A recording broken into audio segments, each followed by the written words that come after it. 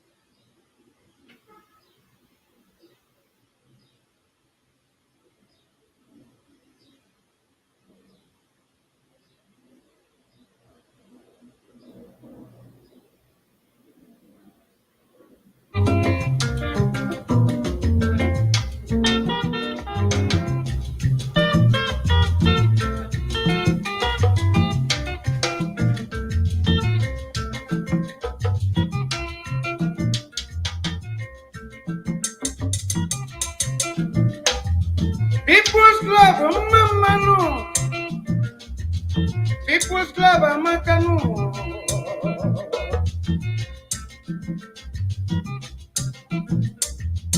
Amwapule sabwazi nobele mwanu.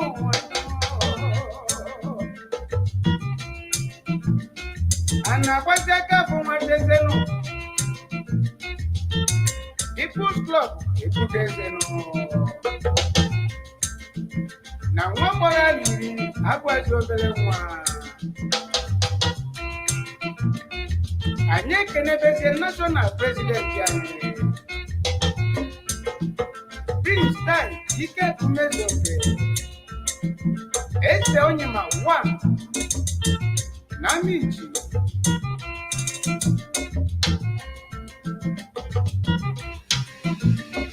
Aye no konkoso bilinu. Atori chaso na manga keno. Wanchine melo. First Vice National President na People's Club in Nigeria. FFPC Wango. Osofia 1 na Novia.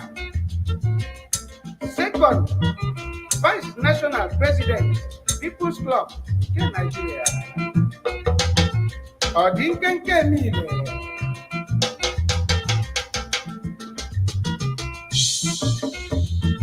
Chief Jonathan Sobilinu. Onibuku 1 na Newi. People's Textile. Sir Joseph Osemena Wangu. Lord na People's Club nke Nigeria. Onye ọma n'ijizuru ejizuru.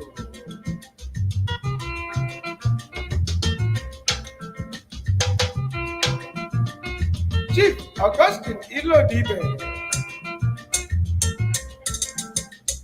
Ogbuefi Nnanelugo, ekene ndị ụwa.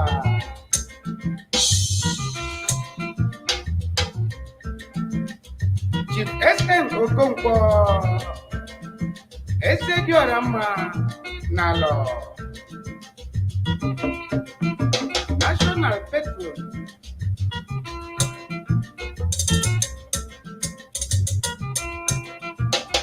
Chief M.Enweze Sobilinu, Igwe Umoji Ugwugotozi, Akụ mkpọwara ụgbọ.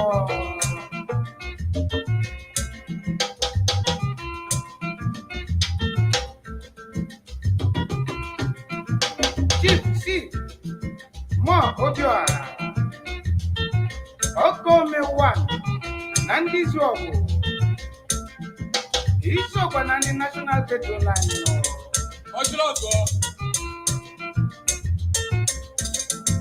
Ese Ochilọzụ ha na ndị izu ọgụ. Obele nwa dị anyị mmanụ.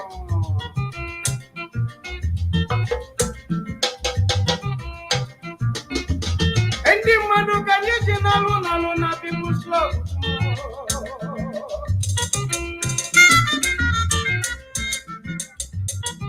Chief isi ọgụgụ ha. Ezudo Namdise, Chairman Working Committee na People's Club nke Nigeria.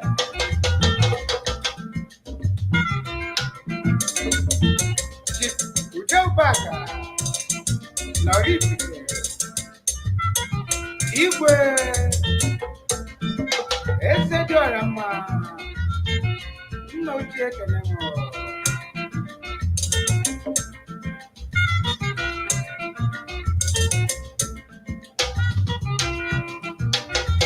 Chief Bisi eze nwa Sobilinu, ezi nwa si Obejenu, eze nwa n'Igukenu,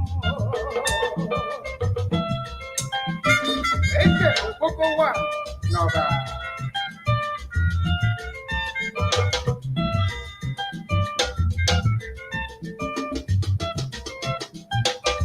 Chief Chiyiji Keluba, onye ọma n'Igbo. Akajiaku,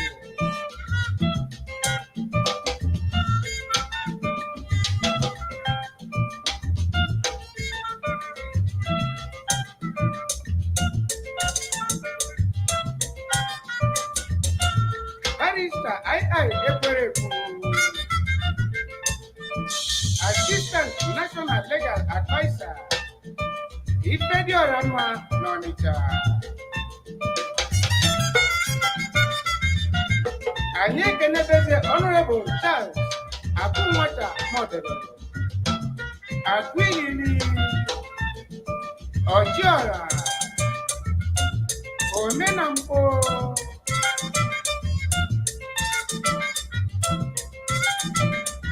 Georgiana Sosodiri, ezi nwata bụ ife kete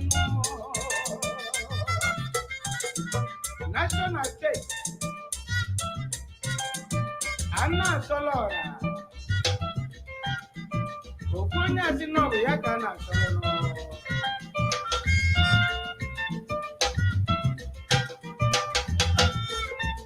FAC of Kudum, of Wadumu,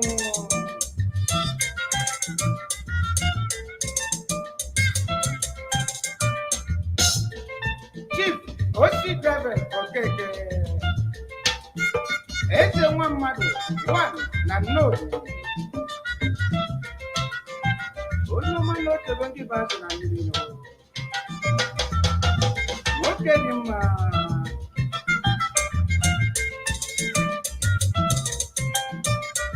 Chief Jesse n'ọrụ ka Sobilinu.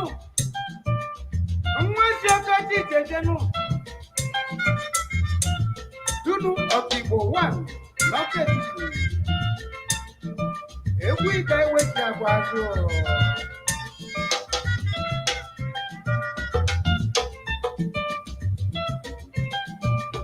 If only they were piano. Only the Lord one is to come. And we were. What they got one. Who was it? What did we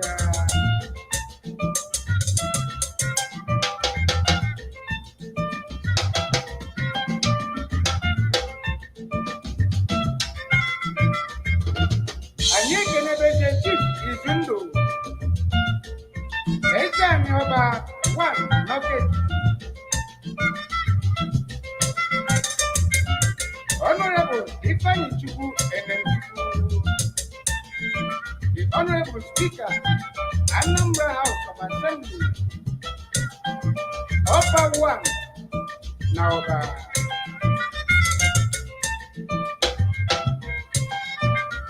Chief Edmond, Italian, you. When you make a video,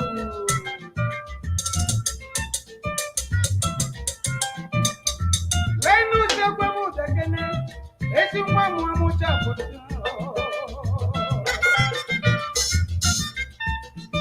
It's a senior.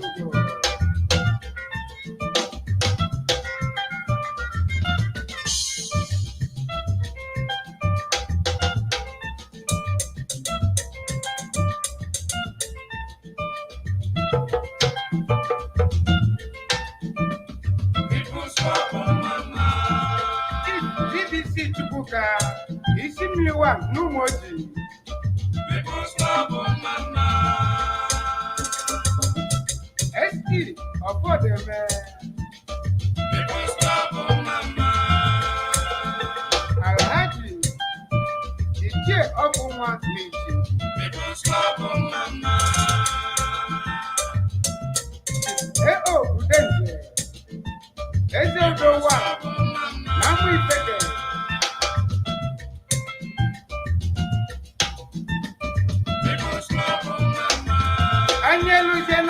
Don't know the Japanese in the general. Then no Madonna for no. Chief Donna Escaya, who goes there? The chair of Bobo one. No, Chief Tracy Okafor. Chairman Nababran.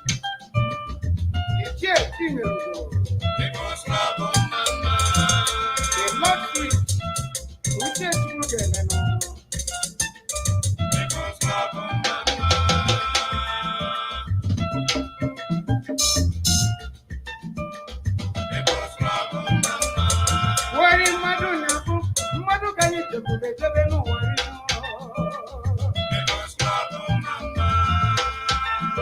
Chief Okoye, Wari Branch Chairman, People's Club, Nigeria.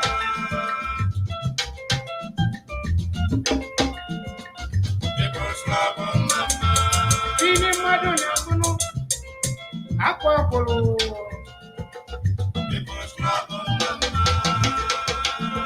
Chief Alienam.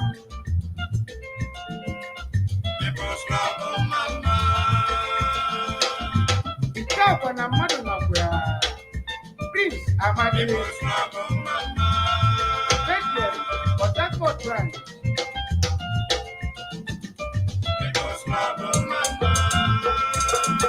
If I don't can you make it in a mother can you to make them not the continue.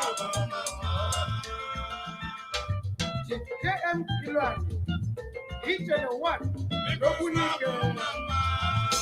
where's that number?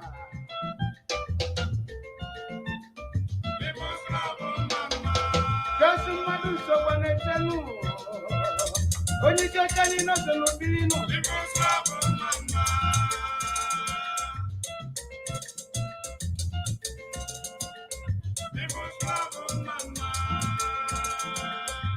I go Frank Chairman, Prince Dr. Eke, Petron, Port Harcourt. Anyị si Jose na-edebe na Bauchi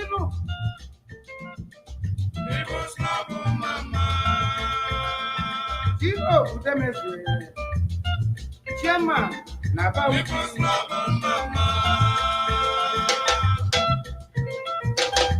Nwaka ọ dị ka anyị na-abatazi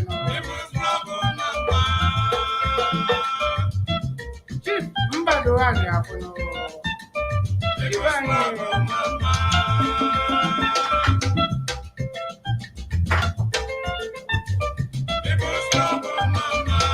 Kemuke niile luchi onye ogologo na-abụnụ Chief G.I. Mba Chinyerugo People's Club Mama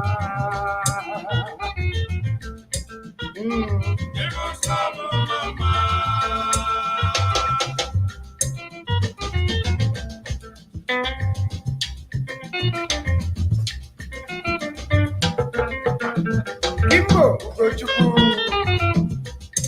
Eze Chukwu gọziri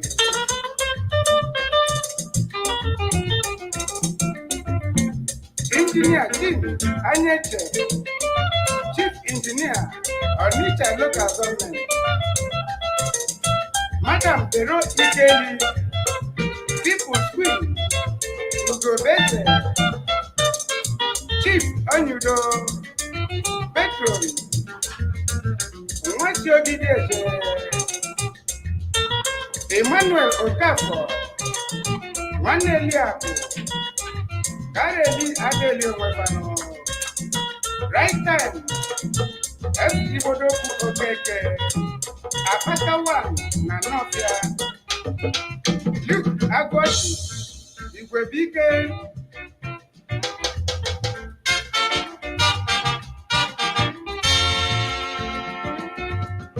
Mike Ilodibe, Ononeni,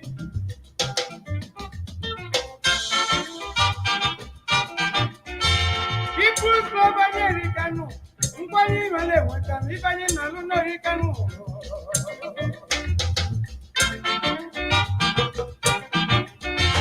Kaduna Kani Nambatanu, Mmadụ nakwa ya.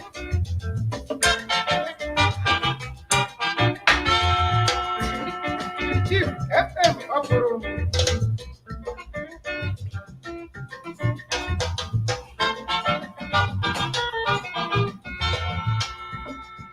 Chairman na Medupi Bank. Yeah. I'm here. Ooh, what a day. What a day we are going to be on. Yes. We are here.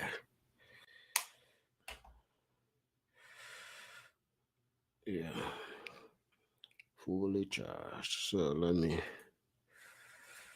Ooh.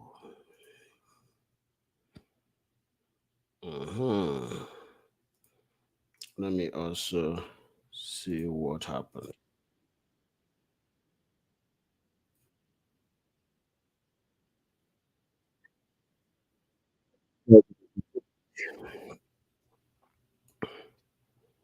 I hope there is a form of entertainment. I hope you guys are entertained. Yeah. We are about to start. Let me get my water going.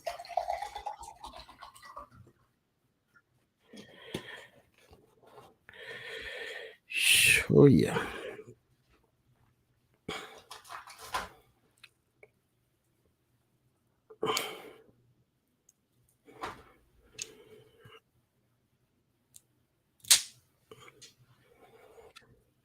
Today's topic is going to be phenomenal. It's going to be one of those topics that we would like to discuss.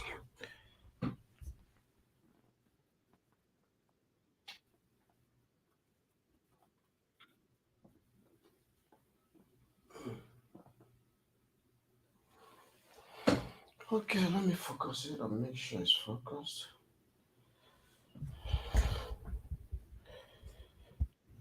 Okay. Yeah. Okay. Testing, testing one, testing two.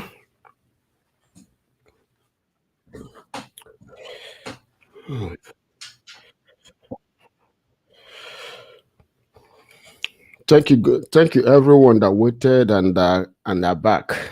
Uh, I I play that song so that you guys can keep entertained. I like to make sure that every one of us is enjoying that music. Osadebe, Osadebe was a good musician. But right now, let's get into the topic of the day. Like I Yesterday's discussion was, I got to tell you, yesterday was good. When you have two knowledgeable people show up to your show and they come with order and knowledge, I got to tell you, that was big. That was big and that was big. Like I really enjoyed that discussion. It went on for 4 good hours. For 4 hours, we were talking and talking and talking. And one thing that struck me in that conversation was that hospitality is a big deal. It is really a big deal. Like hospitality is a very, very big deal. So when you talk about hospitality, you are definitely going to get people talking because there is no city, state, or municipal, even a country that can deal without hospitality. Hospitality is the backbone of most societies, meaning that without hospitality, you cannot do anything economic wise.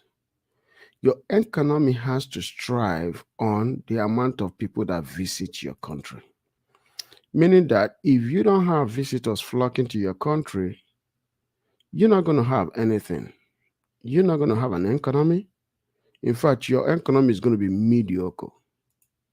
It's going to be bastardized. It's going to be mediocre. It's not going to be fruitful. Hospitality in a country like Nigeria can bring about almost, I would just put it at 400, $500 billion annually. Can we get to that? Yes, we can. But it takes city, state, and private companies to make that happen, to achieve that. Because one of the ways to achieve it is you have to invest. You definitely must invest. You have to invest in human capital. You have to invest in logistics. So you have to invest a lot. You have to invest in infrastructure.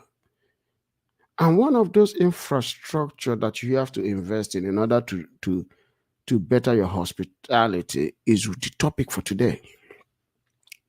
Because one thing is this: when people come to your city, right, and they come and see the architecture of your city, the architecture itself is what will make them to come again and again, because people love beautiful things. People like to see houses. Like to see the city itself. They like to see the cleanliness. I got to tell you this, right? Most of the cities in the United States that suffer in terms of tourism are mostly dirty cities, cities that are run down. Those cities that are run down, right? They don't really get that attraction. People don't come, people don't visit because you know why? Those cities have nothing to appeal to people for. They are not appealing. When you look good, when you dress good, when you talk, people listen. Even if what you're saying doesn't make any single sense, people will listen because you know what? It is in us as humans to always be attracted to the outward appearance first. Yes, knowledge is power, but appearance is attraction. People cannot listen to you. Let me put it this way: people will generally not listen to you if you are not appealing. Like if you go to universities, there is that not professor, and then there is that friendly professor and likable professor.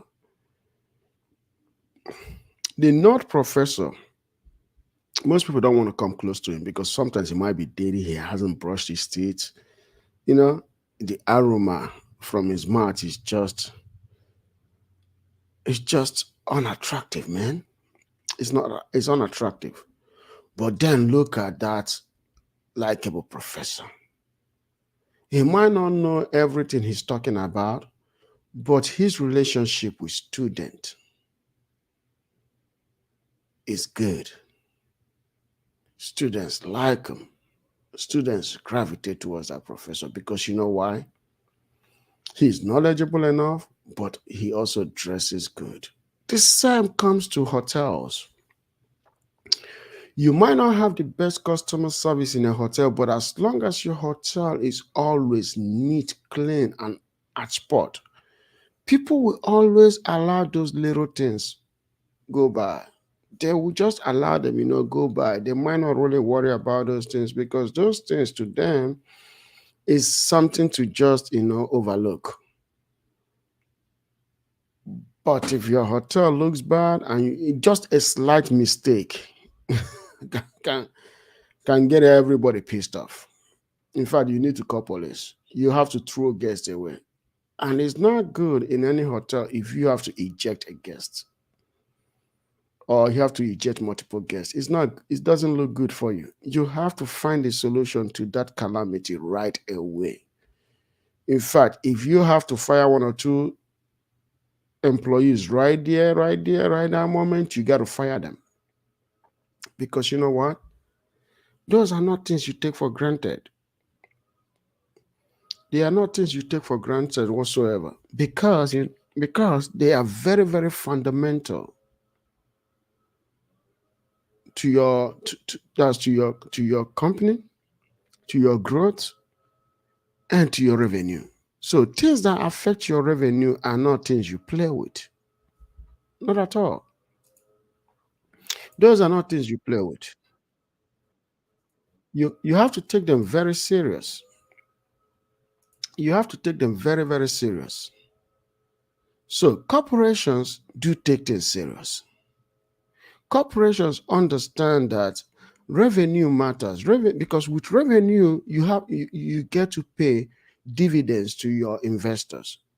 With revenue, which is with profit in your revenue, you get to pay dividends to your investors. With profit to your revenue, you get to expand your company. You get to enter different markets or different locations. That is why it is always good to have a campaign or a location that functions really good. So if you have a corporation, if you have a hotel, you have anything that has to do with anything that has to do with the hospitality, it has to be clean at all times. Just like I said a few minutes ago, if that location is spotless, is good looking, is a place that attracts people. People love it for the scenery. They like the view. They like the cleanliness. Little mistakes like that will not even cause an issue. They will overlook it. But when you have a location where people have customer service from your employees, just a slight thing will turn them off and everything go crazy from there. And when it goes crazy, the last thing you want to do as a business owner is to have multiple guests pissed off. Like I said earlier, if you have to fire people, you got to fire people. You have to.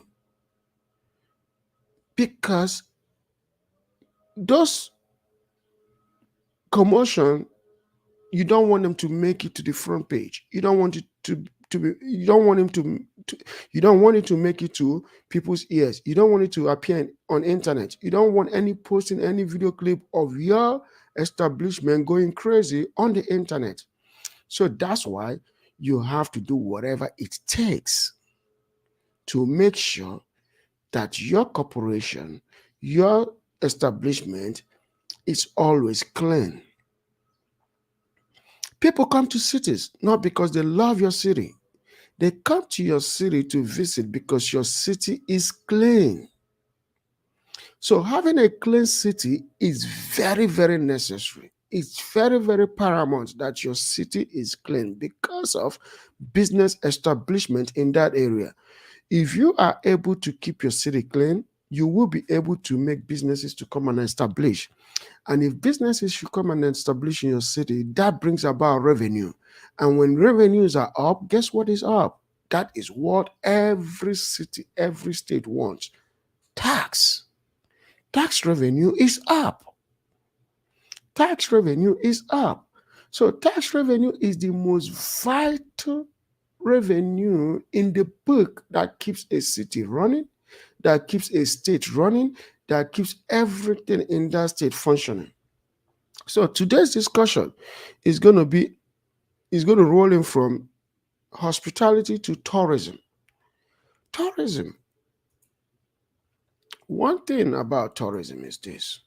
I got to go straight to the slide so that way I don't have to waste our time, because in case if people want to come in, so they can come and chip in right away.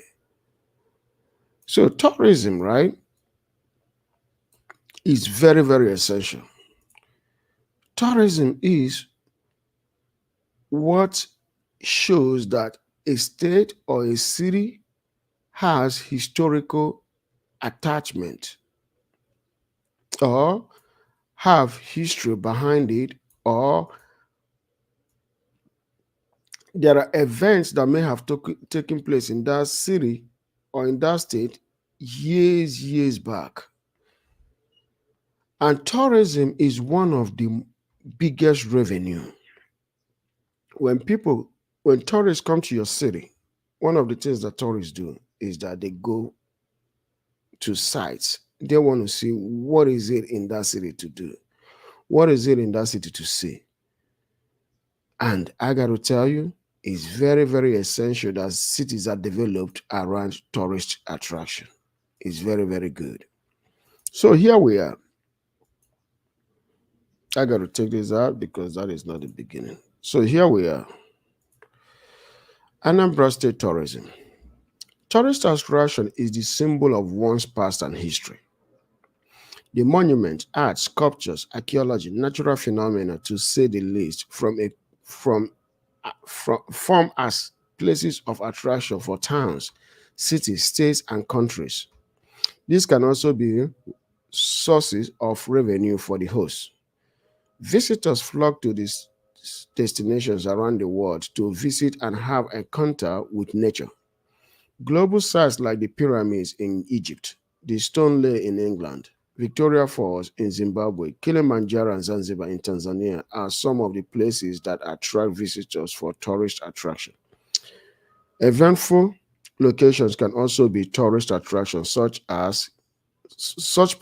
places can be JFK Assassination Point in Dallas, Texas, Memorial Park in New York, the World Trade Center bomb in September 11, 2001. Global tourism sites. Okay, before we go into this global tourism site, one thing that I have to talk about is Nigeria. The reason why I want to talk about Nigeria is this. Nigeria as a country has not really developed its tourism to match that of global site. Nigeria has a lot of tourist attraction. They are huge. Being a country that is formed by towns and language and places, there are many histories behind Nigeria as a place, not just a country. The country is only about 63 years old, but the location itself, the towns and villages that make up that country have huge histories behind them. The histories are huge. These towns form great histories that go back thousands and thousands of years. Nigeria as a country was not a country more than 63 years ago. But before the country came to be, towns like Obunike,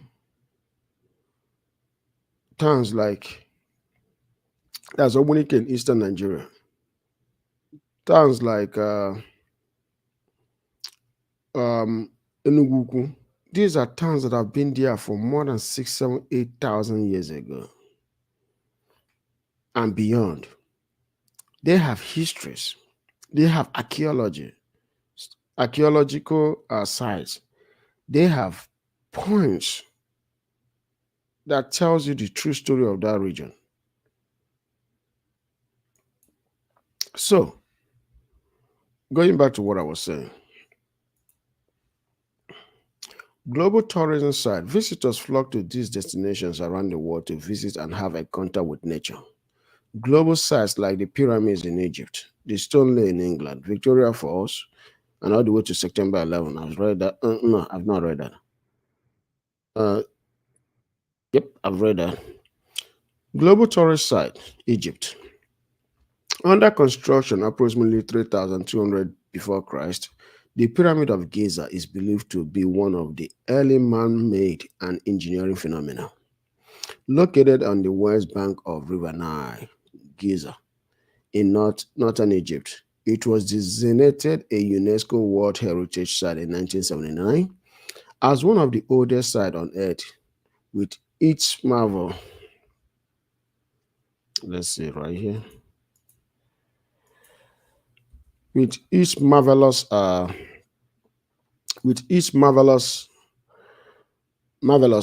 the site attracts over 14.7 million people annually. Revenue generation to the Egyptian economy is said to be about $16 billion in 2022. It is also a huge revenue generation for the multiple airliners who fly passengers in and out of Egypt annually. So, one thing that I got to say about this right here is this.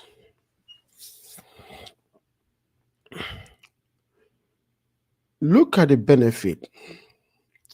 Apart from the years that this thing was said to be constructed, that's one thing about Africa. Most of the phenomena, most of the archaeological sites in Africa are dated thousands and thousands of years ago because of its old civilization. As the first civilization on earth, it's come a long way. So there are many histories that are recorded. Then, one of the things that I'm trying to say is this. 14.7 million people annually visiting these pyramids. And there is not just one, there are multiple pyramids around here. But the revenue to the Egyptian economy is $16 billion. That's a lot of money. $16 billion just from one location is huge. Even though Nigerian economy is much more, is almost a couple of hundred of billions bigger than Egypt. But the thing to say about it is this: almost twice in Egyptian economy, Nigeria does not realize $16 billion in tourism at all. Not even just for one tourist area. It does not, throughout the entire country, realize even close to $1 billion in tourism. But this tells you there is a lot of potential. Potential in the sense that Nigerian population is 200 million people. So if you have 200 million people, or 200 and something million, about 220 million people in a country, right? Of that 220 million, you have another 5 to 10 million that are outside the country. So just imagine that if you take 10 million, and if you take about 4 million Nigerians or 5 million Nigerians that are outside the country, and you add them to maybe another 10, 20 million that are in the country that are ready to visit sites and then plus about 2 to 3 million visitors that come annually to visit, which are non-Nigerians, you can easily hit 16 billion in the country. And Anambra and Igbo land, which is said to be one of the hottest destinations for archaeology, apart from northern Nigeria, that have huge and the west, Anambra itself can realize about $4 to $5 billion annually, just in the next 3 or 4 years. If Anambra can put in billions of dollars to build all those museums, build those sites, build those archaeological sites, make a tourist attraction in the next 2 3 years. And in another 3 4 5 years, they can easily hit $5 billion easily. But what it says that in the next 15 years, Anambra can easily surpass $16 billion in revenue just for archaeological sites. I'm not talking about the hospitality. Okay. Then let's look at this as well. One of the things that makes Egypt a revenue hub, not just for Egyptians or Egyptian economy, but also multinational airliners who fly passengers in and out of Egypt every year. There are many US airliners and world airliners, British Airways, Lufthansa, that fly into Egypt. They fly into Egypt, especially during the summer, because of this. Because of this. And thousands, millions of people, 14.7 million people, visit this site annually. In the West alone, the Western countries contribute easily 7 million people. Almost half of the people that visit these sites and have come from the West. Because sometimes when I go to Facebook, I see people posting their visits to Giza. That tells you that when you treasure what the ancient left behind, if you respect the ancient first, because you have to respect the ancient, that's one thing that Africa doesn't do anymore. Africa does not respect the ancient, neither do they respect what the ancient left behind. They've used religion to destroy the natural things, the artifacts that our ancestors left behind that would have been huge financial benefit to us today. But it's ignorance. So, September 11, Memorial Site, New York. On September 11, 2001, the world was shocked when 2 planes were flown into 2 towers of the World Trade Center in New York City. 2,606 people were killed in the World Trade Center and surrounding area. The site of the Twin Tower are not tourists, and now, I'm sorry. So I'm going to, and now, because I just want everybody to see that mistake that was there.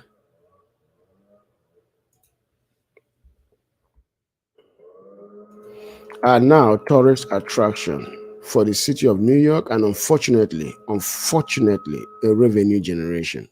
Nobody will wish the death of these people to be of revenue generation to the city.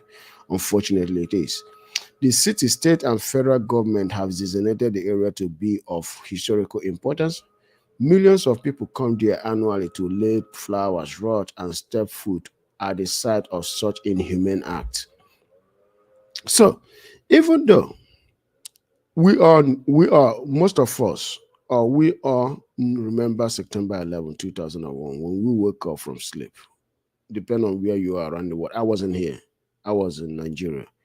But I was actually traveling when this happened. I was traveling from Lagos to Kano when this happened. So I didn't get the news, because then internet was not common for you to get the news. In fact, I didn't get the news to the next day. That's how bad it was. I didn't get the news until the next day. But now it is a historical site with a museum right here. This is the museum. This is the museum. This is a museum. This is the site of the 2 towers. Those are the first tower, the second tower. So it's a very, very painful thing that happened. It's a very, very painful thing that happened. I'm not going to dwell that much on it. It's a very, very painful thing that happened. People do come here annually every year. They do come to the site. They do see what happened, and they pay their respect to the souls that are departed, that were shockingly, separated from their loved ones, and may their soul rest in peace.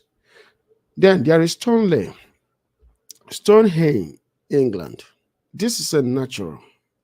Nobody, not this is not a natural phenomenon, but it's a huge tourist attraction. The reason why, nobody could tell what happened here, but the way the stones were laid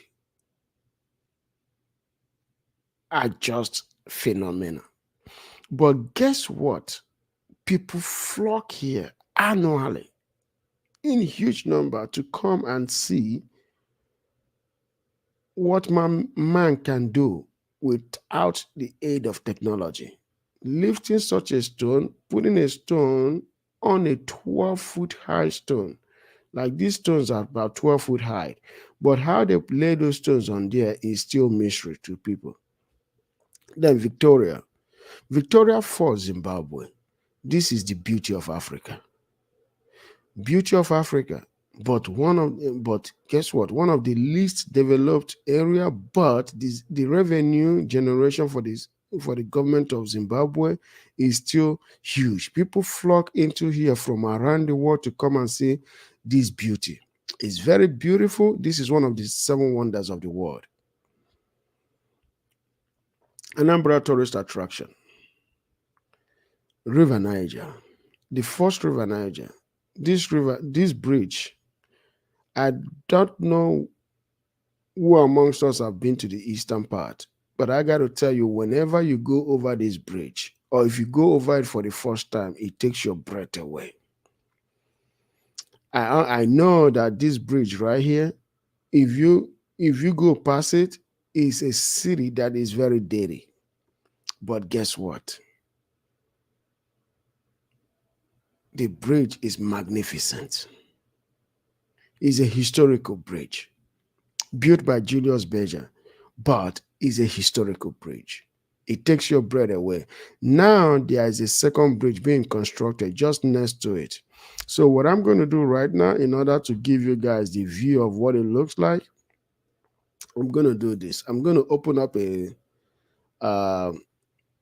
I think most of us have seen it based on if you remember me showing those images from time to time, you could have seen the bridge, but now I'm going to show it to you what it looks like, so that way most of us can follow along. This is that bridge that you're looking at is the beauty of Anambra State. But let me show you guys what it actually is.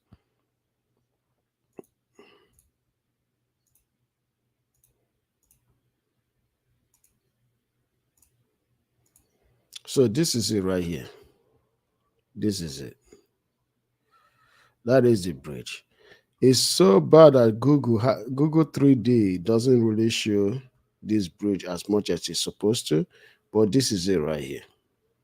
Then this is the new one that is being built, but now it's completed, about to open for passengers. This is during the construction, because I know that this Google right here maybe 3 or 4 years behind, but that is it right there. So this is the other one, and then this is the one that I was talking about, that I was putting more emphasis on. Yeah. So let me go back and remove this, and then bring it back up and finish up the presentation. So this is what I'm saying. So this is it right here. Very beautiful bridge. This right here can form as, guess what, huge source of revenue. I will tell you why. River Niger is a very, very long river. One of the longest river in Africa and the world. So this river flows from the northwest of Africa, that's at the Atlantic, and then comes and meets with the river Benue and flows straight to River Niger, and flows straight to the Atlantic Ocean on the southern part of the Atlantic Ocean, of Africa. But this river here is huge. It gives you the shape or this river bank or the depth or length of the Hudson River in New York. Is a river that connects two states and two cities together. It's a massive river. A lot of fishery is done here, but now it is very sandy due to this construction that happened. So with this construction brought in a lot of sand. So those sand also form as debts or cause the river to be muggy for now. But it's going to be fixed. But once it's fixed, I tell you, a lot of fishery activities happen here. It serves also as a clean water to the host community, and it crosses around many countries and towns and villages. Okay. Then the next one is the River Niger, the Delta. So I'm still on the River Niger. The river is known to have many names due to the language of the people that call the bank of the river home. To the outside world, it is called the River Niger.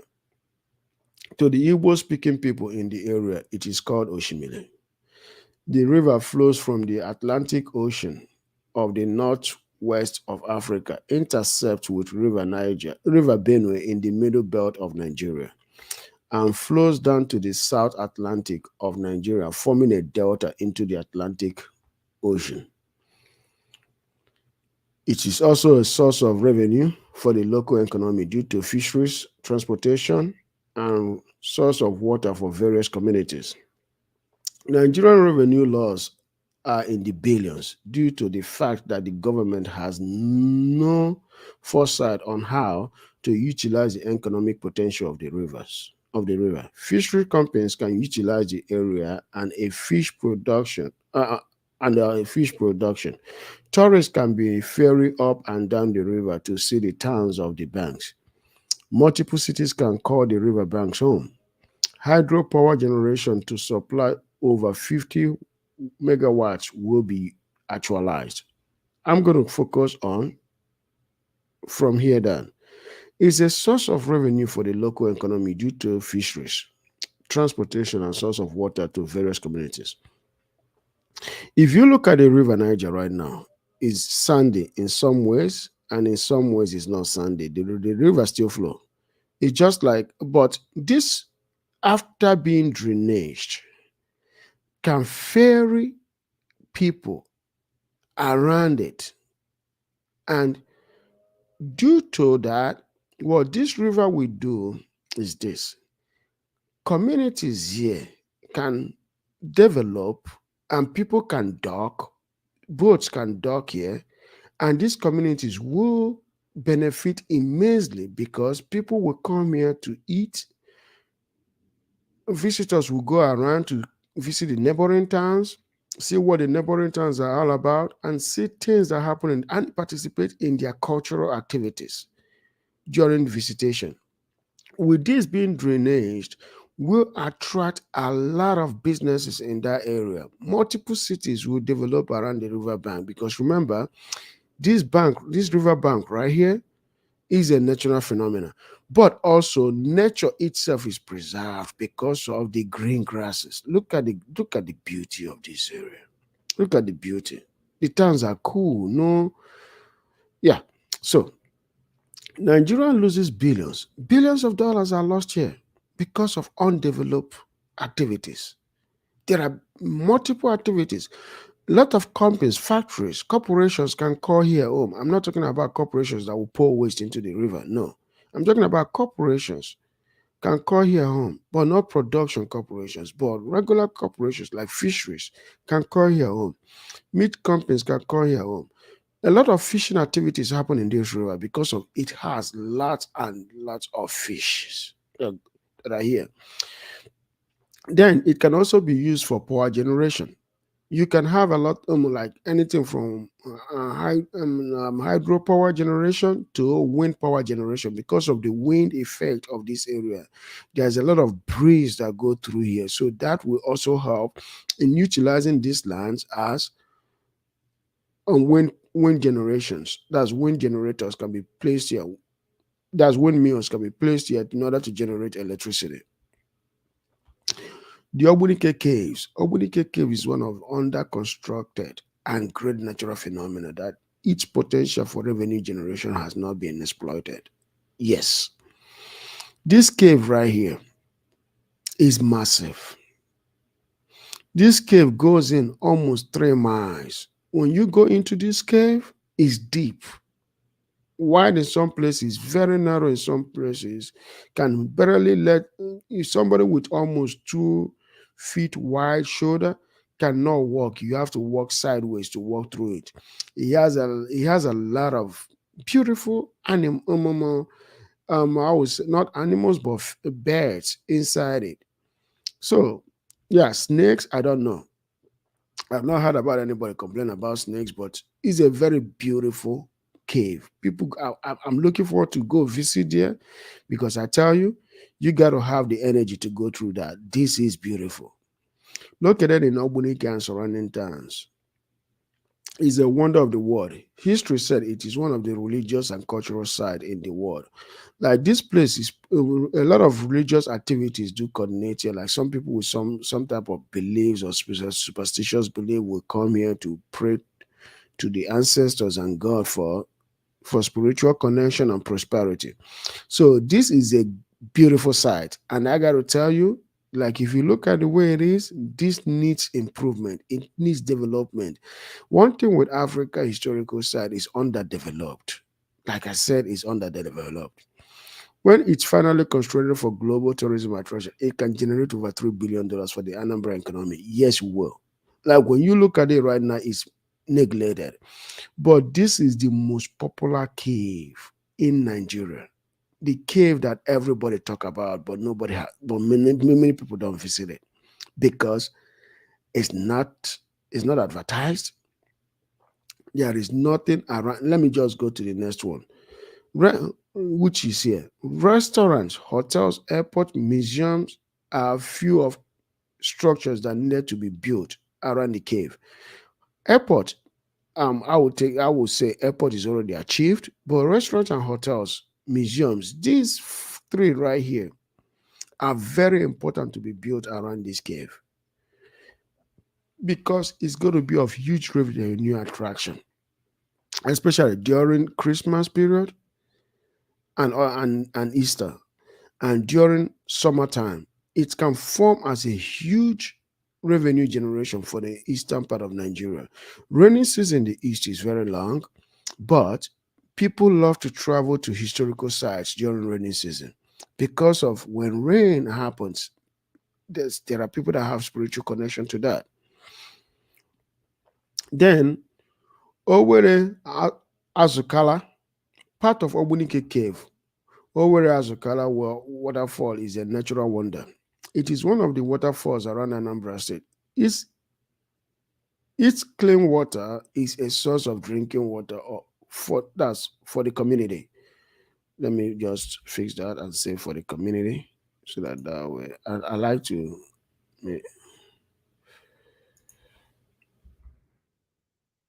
for the community. As for the community, it can also serve as a tourist attraction for the state. Family can bring children to come and visit the area.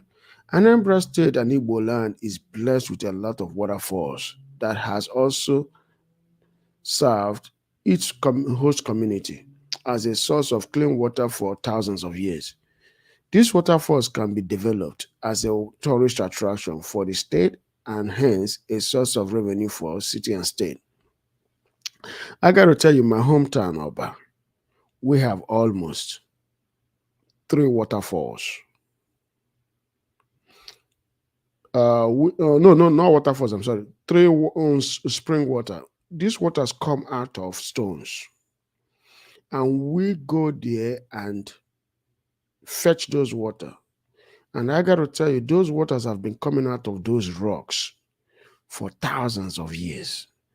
They are the reason why our communities thrived. Our ancestors stayed there for a long time because the access to water make the ancients to stay. They don't move away from water. So the Asians always gravitate towards river or stream water or stream water. But this is water, and some of this water come from stones direct. So due to the rainforest, this water is never dry. This place can also serve as a site where people can bring their children, because some of the kids that are born today have no sense of history. But this is where history can be told to them. They can come here and see history and see what nature looks like, what places that their great great grandfather 20, 40 generations removed survived. What made them to have survived in this land for 50, 70, 1800 generations?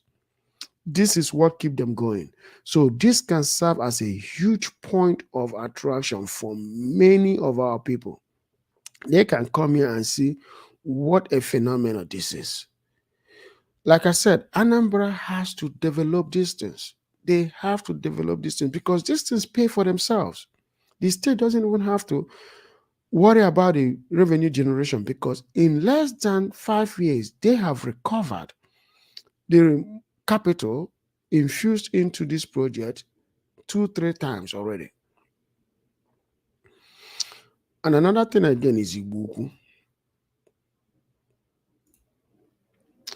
Intricate bronze ceremony pot, 9th century Igbo. That's Igbo.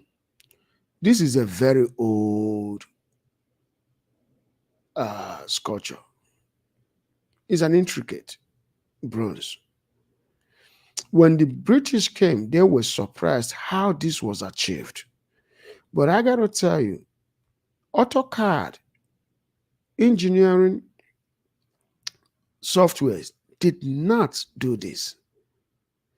These were done by the Asians. They did this. And they did everything precisely like you see this. This, and this are of the same dimension. You see that? You see that? These are precisely made by our ancestors. That is why I respect them. I respect our ancestors and I respect what they are capable of. Because these men did wonderful. They utilized their God-given brain. They spent their time in making things like this and they made it so precisely. These were great men and I respect and I salute them. This is a museum in Ibuku. The reason why Anambra State does not generate much money or generate revenue is this right here. This is poorly done. This is not good looking. This is bad. It's bad in every sense. The ceilings are tattered. The museum is bad looking. And I got to tell you, I'm very disappointed. Disappointed in the sense that the people that rule us always look for money, whereas the revenue for them the source of revenue is right there on their footstep, in their hand. But they have it in their hand, but they're not using it. Rather, they're asking someone else. It's poor. It's very poor. Ibuku Museum, Anambra and Igbo land have not developed the most treasure at their disposal, artifacts and archaeological possessions. Southern Nigeria and especially Midwest and Eastern Nigeria have huge number of sculptures, artifacts, archaeological sites that can attract visitors yearly. Modern day museum designs are few of the things that the region and Anambra in particular have not invested in. The design of museums is out. The design of museums. Okay, let me go right here. I don't know why I always do that. Its outlook and surrounding are many of the things that make tourists visit and revisit. When the environment is attractive, walls will spread, and the same go if the site has nothing to offer. Anambra has an international airport which can be used in advertising the tourist locations in the state through the arrival entry. Let me focus on this because I think most of us might not understand what I just said here. What I mean here is this, right? Anambra Airlines are almost the backbone of Nigeria when it comes to air transportation. Anambra Airport is also one of the biggest airports in Nigeria. This airport can serve as a tourist advertisement to the outside world, meaning that let me meaning that this when people arrive into the airport, right, just at from the entrance towards their luggage, towards their baggage collector or baggage claim, right, they can see multiple ads that can tell them about locations and places to visit in Anambra State. By doing that, guess what? Those people, I will tell you, if there are 10 people that are coming into Anambra, there is always that one person, which is 10%, that will say, oh, I saw this at the airport. They talked about this place. Or these people, now that there are cameras, people have cameras on their phone, they can just take the picture. And they will ask somebody to take them, maybe on the second or third day of their stay in the state. They might ask somebody to take them to this location. They want to visit this place that they've been hearing and reading about it. They want to go there. Guess what? When they get there, they will buy tickets. They will spend money in buying, in eating. They might ultimately lodge there for a day or two. They might ultimately spend maybe 10 or 15% of whatever money that they brought into the state. These are things that we are missing. Anambra has two indigenous airliners who can play a major role in advertising destinations to visit in the state, with travel and destination catalogs being placed in all the flights. So when we fly in Lufthansa or American airline, you always see catalogs, right? So those catalogs usually will tell you places to visit in those local areas. Let's assume that American Airlines is a Dallas-based company, Dallas-Fort Worth-based company. In their catalog, they have a lot of places to visit in Dallas. In those catalogs, when you take Air France, Air France has a lot of. They have this catalog, right, that you can read, and those catalog will tell you places in Paris to visit. When you catch Lufthansa, the same thing. It tells you places to visit in Berlin, places to visit in Amsterdam, no, in Frankfurt, and places to visit in Munich. So these are the things that we as a country we are missing. We are not taking advantage of, even when we have the means to do that. Modern museum interior. This is an interior of a modern museum, modern day museum. Modern day modern day architectural design. Let me change that. I think I've made a mistake there. I was saying to say modern day architectural. A modern day architectural design, both interior and exterior, are more reasons why visitors will come and visit a museum multiple times. When you have a museum that look like this, and you have all these masquerades, and you have all these artifacts, you have this, they are well displayed. The lightings are everywhere. People don't. It's not dark. It's not useless. You don't have ceilings like you don't have this. You don't have this, right? But you have this, right? This is what people love. And look at, you see that. You see that versus this. Kids will sit down here and look at it and enjoy it. Parents will be happy.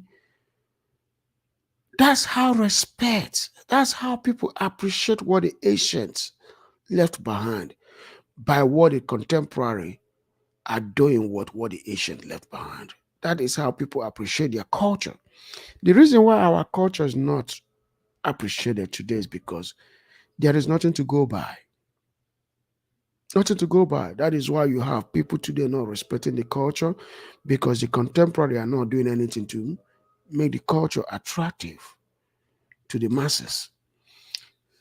Cities realize how much revenue that museums do generate annually. That's why they spend huge resources in keeping it attractive to the outside world. When you keep something attractive like this and you make it good looking like this, people will come. They will come from around the world. They will visit, they will revisit, and then they will tell friends, and friends will come. Who win? The host win. This museum here can be replicated as a modern day museum in Anambra State and majority of the states in Nigeria on how to make museums attractive. Modern day museum exterior. Exterior of modern day museum. The architectural outlook of a museum tells how beautiful the interior will be. When people look at something like this, by looking at the exterior, now they will want to go to see the interior. Sometimes people that visit a museum are sometimes passerbys. They are tourists. But when they see the outside of a building, they will go inside to see the interior. Why? Because they judge the interior from the exterior. It's a human thing. We humans are attracted to the outer appearance. The outer appearance would then make us want to see the interior. That is why Anambra Igbo land have to spend a lot of money in the design and construction of museums. In a location where there are buildings, museums are designed to replicate the outlook of the surrounding. That's right. When you build a museum of this magnitude, of this beauty, of this size, or this magnitude, what you want to do is that you want to place this museum in a place where the people can actually come in and see what you have. But before they come in, most of them will usually want to go to a good looking area. So you want to place that museum in an area that complements that museum, or the museum will complement the area. Because attraction is what brings people to a city. But when they see a museum like this, they will go inside to see what that museum holds. Anambra State can realize 1 billion naira, $1 billion annually from museum annually, since African effects are the highest, most visited globally. Wherever such art is found. One thing that I don't know, I was trying to put 10 billion right there, not 1 billion. So one thing that I do know is this, right? African artifacts are the most sought after around the world when it comes to vandalism, criminal activities. But African artworks are also the most visited when they are in a museum. Like I remember going to a museum one time, and then I went to the Roman Museum, it was good looking. But then when I went to the African Museum, oh, there were people. There were people there. The first time I went to a museum, the African Museum was twice the Roman Museum, and the African Museum was where most people were concentrated. People were looking at it. In fact, the cameras were much more in the African Museum. Like it was full of cameras. Full of cameras. Like you see more security there than anywhere else. But these are the things that we are missing. These are the things that we are missing. So this Aglo Lake, I should have put it more on. That's also another visitors tourist attraction area. Aglo Lake, a lake with a marvelous story behind it. A lake believed to be a man that visited a town, but because of the hospitality of the host, he gave himself as a gift of water source to the host. I will explain this. So the history behind this lake is this. The man came to a town around evening time, and it was getting dark when he was passing through that town. And what happened is this: he approached him and the chief of the town, because he was much closer to the chief of the town's house when it was getting dark for him. So the chief of the town welcomed him. And it's of Igbo tradition that when you have a visitor, you do whatever you can to make that visitor comfortable, even to the extent of giving up your bed, your master bed, to please that visitor, because you don't know who that visitor is. So it is in our culture. Have that happened to me as a person? Yes, it has. Somebody offered me his personal bed, and I told him no. We all slept on that bed when I was 14 years old. I stayed with them in that house, and wherever that guy, I only met them once, and then I went back to my hometown Oba. I've never seen them again. But they hosted me in their house in a one room, and I slept on their bed. That's Igbo land for you. We as a people are that generous. So what he did after that night, no, they gave him food. First, he was welcomed. Then they gave him water to take a shower. He went in, he took a shower, because it's customary that when a visitor comes to your house, after the visitor arrives in your house in our culture, you first thing you bring out is a kola nut. I'm going to show you guys what a kola nut is, because I don't know who is watching. And one thing that I want to do is to make sure that you that are watching or that will watch understand what I'm putting up here. But before I do that, if you want to join this program, you're welcome to come in. You can join.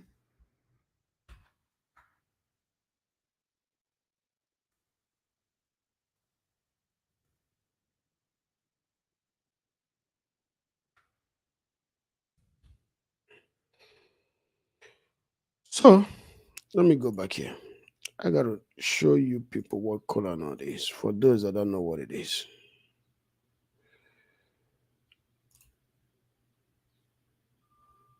I gotta show you what kola nut is.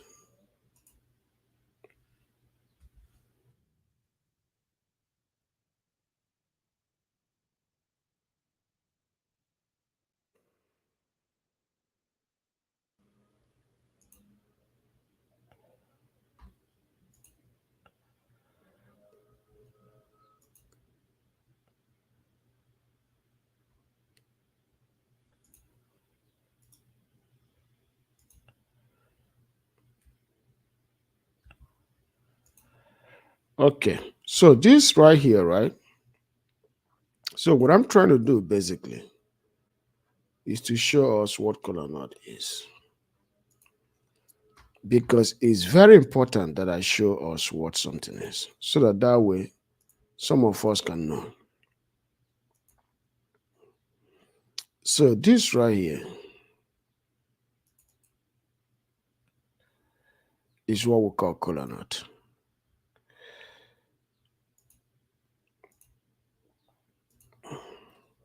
Then after that, then I go back to my story. This is what is called kola nut in Igbo land. This is right here. This right here is very, very important in Igbo land. It's very, very important. The symbolism of this is great, is huge. It is the Bible. What the Bible is to the Christians is what it is to us as Igbo people. This is what we use in the morning to talk, to have communication between man and God. A man takes this, and with this, he can bless or curse. With this, he can profess prosperity or danger. Or that's, he can profess prosperity or spells on somebody. It is a very powerful God given cola to our people. We do hold it dearly because it's something that we use in welcoming a guest to our house. So when a guest shows up, what happens is this: we use this kola nut to pray to our ancestors. Um, Let a guest understand that he or she has been welcomed. If somebody visits your house and you don't offer him a kola nut in our culture, that means he's not welcomed. This kola nut is the significance of you being accepted as a visitor. And it's a kola nut that shows that the seat that you're sitting on, that you can sit on it fully. You don't have to sit, you don't need to sit on the edge. But when a kola nut is not offered to you, you either sit on the edge of the chair or the seat, or you leave.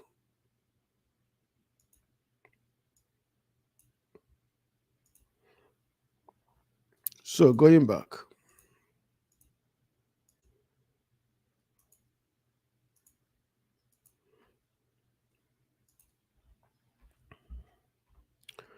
so when he came in, he was given a kola nut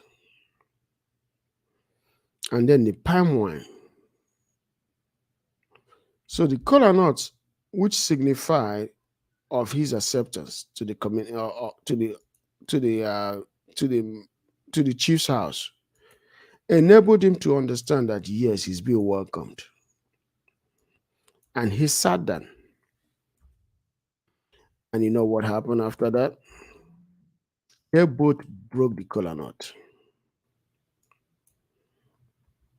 And in breaking the kola nut, that shows that he's being welcomed to the community. And this individual that is welcomed will then sit down. And after sitting down at the table of his host, then they would then discuss the issue at hand. But as the issue is going, or the prayer is going, they will also do one thing which is required by our culture. It's called palm wine. Palm wine is very significant in our culture, just like kola nut is significant in our culture. When you welcome somebody in our culture and you give them a palm wine and a kola nut signifies that you're welcome.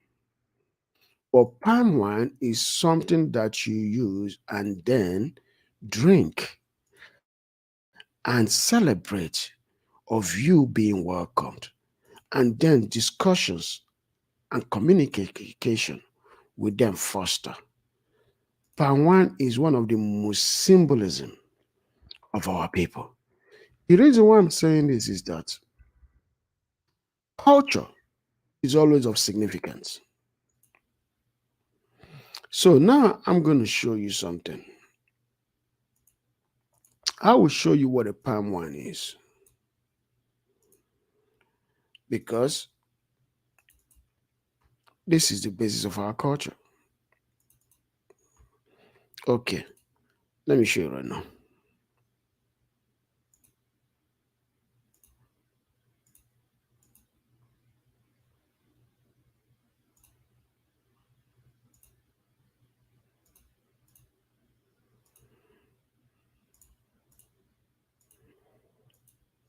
Yeah.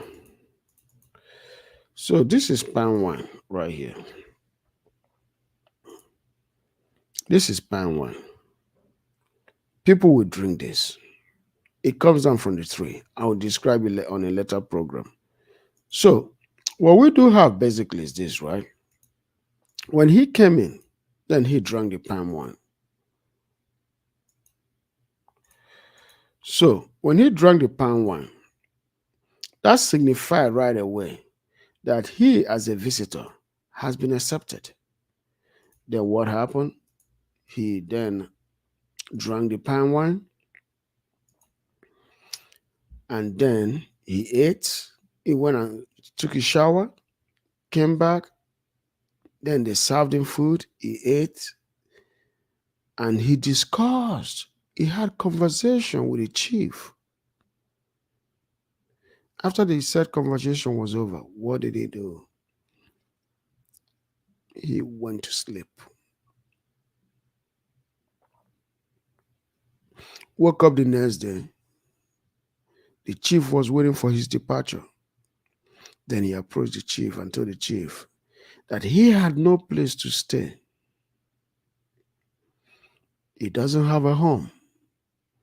That he was just going around trying to find a place to stay. And the chief, due to the hospitality nature of our people, gave him a piece of land here to stay and say, you know what? Stay here and just live. Have your family and have your kindred here. You are welcome to my land. And he gave him a land and showed him the breadth and length of the land so that way he doesn't encroach on people's lands. And that was it. The chief went home. The visitor stayed on that land. The next day, it was customary of our people to come and see your guest. So when the chief of Agolo came to see his guest was nowhere to be found. What he saw was a lake.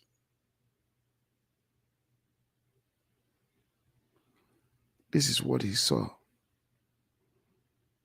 That was when he knew that the gods came to visit him. And this lake has remained around for thousands of years. It's been here, never dried up. For thousands of years, it's been here. The end. Yeah. So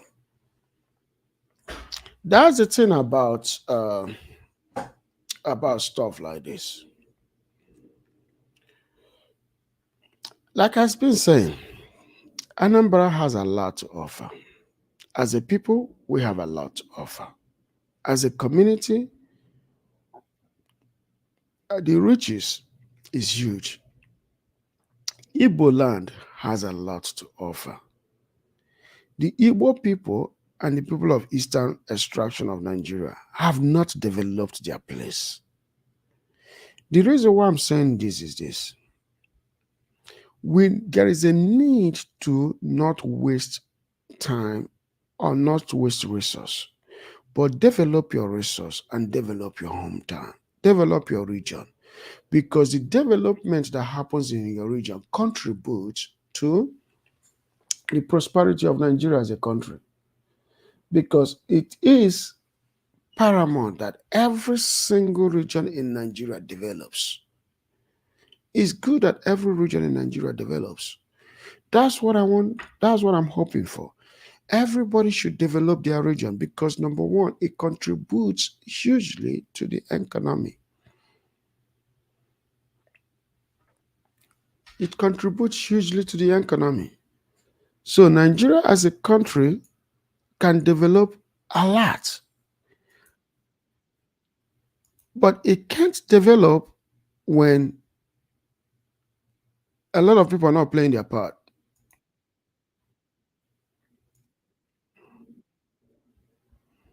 But we have to play our part. We have to make our country attractive. We have to make our country the beacon of Africa. Because I got to say this to you.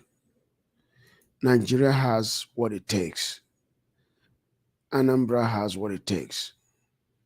We have to develop our economy so that people will come and enjoy what we have to offer.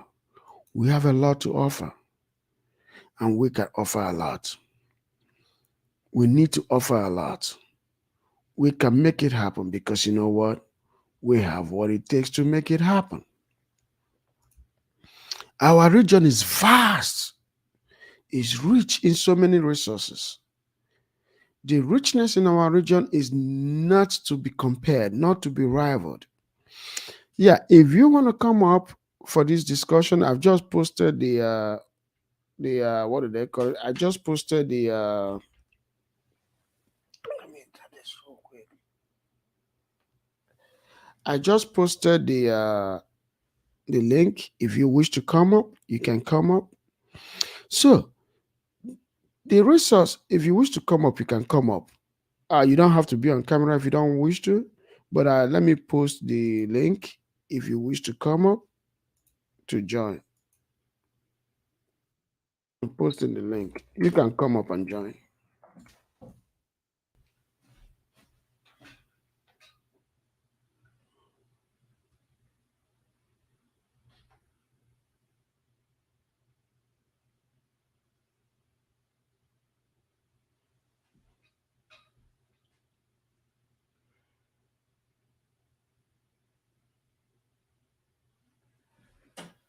Yeah. Yeah. So, like I was saying, the uh,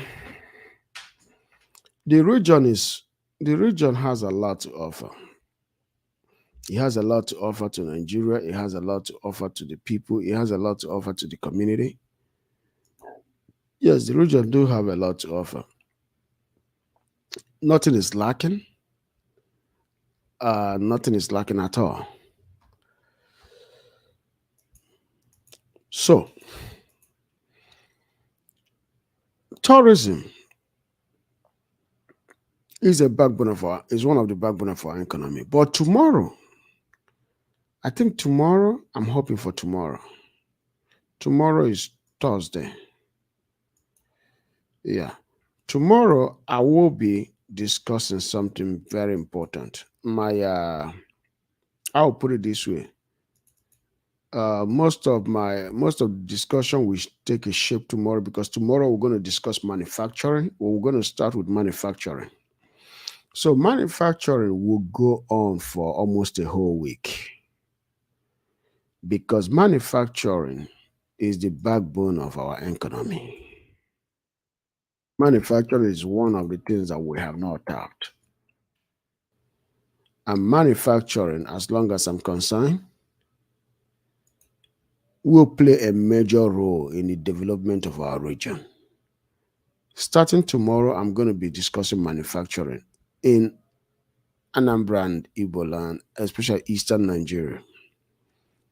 But my concentration is going to be Anambra and the East for manufacturing.